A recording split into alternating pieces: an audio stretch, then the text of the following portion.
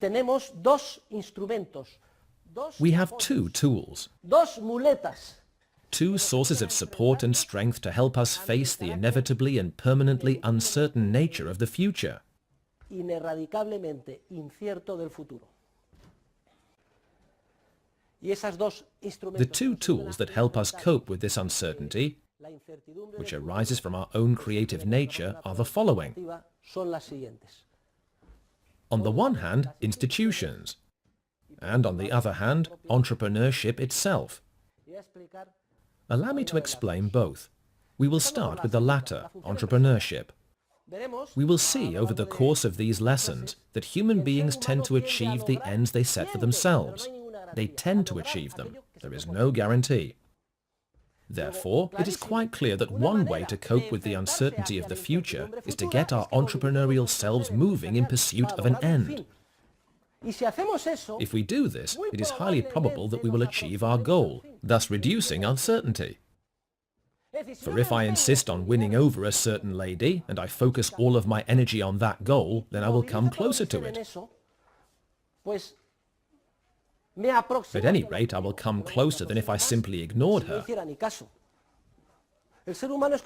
Human beings are like directional satellite dishes, and if I direct my entire being, my capacity to create new information, my entrepreneurial ingenuity and alertness in pursuit of an end, I will approach it.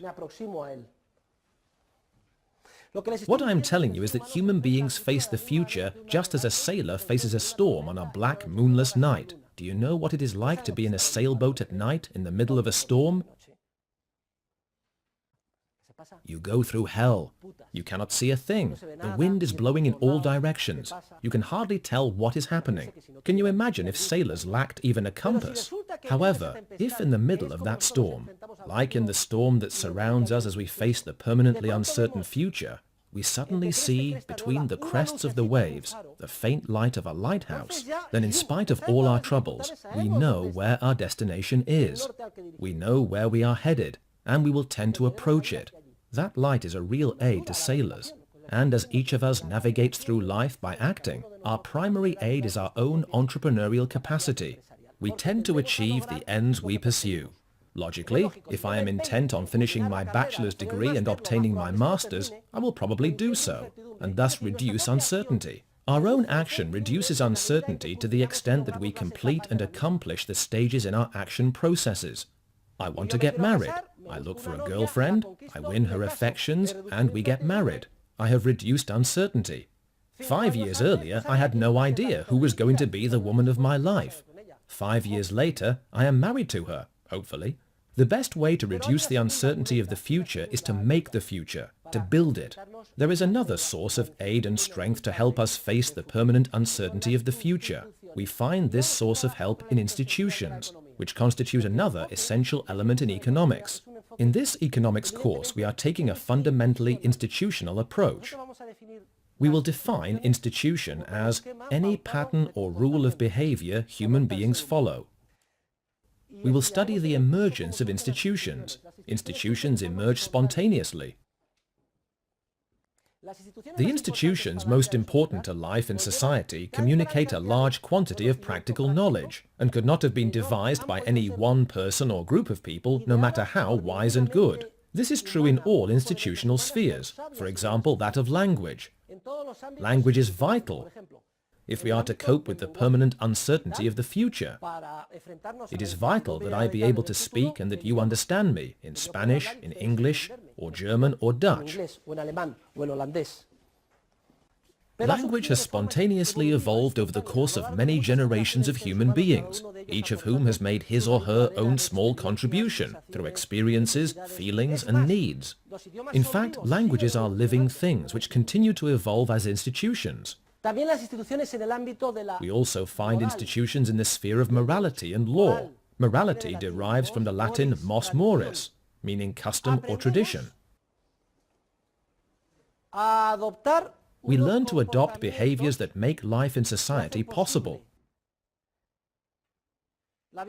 And this learning takes place without our being aware of it, nor of its implications. We internalize these behaviors from a young age in the basic cells of society, the family, the community, and religious groups which formalize these behaviors and give meaning to the whole. We know that a handshake is binding, or should be binding. In what sense? In the sense that we must fulfill the promise or contract. In any case, such behaviors have been refined in an evolutionary manner and have taken the shape of legal guidelines, and hence we know what is right and wrong in the sphere of law and morality. And this reduces future uncertainty to a certain extent. For example, I marry someone, marriage for life. Uncertainty is thus reduced, both for him and for her, or at least it has been so until now, because these days, with quick and easy divorce, this is for life, assuming we're still in love, of course, because if love fades, it will obviously make no sense for us to stay married, and we'll just separate. So, while before uncertainty had been substantially reduced, now it skyrockets. What are the ramifications of this? We will be discussing them. I am concentrating on this topic now in my research on dynamic efficiency and the role of private morality in the sphere of the family, etc., increasing or decreasing uncertainty. The topic has enormous implications in terms of dynamic inefficiency. We will talk more about it in the future.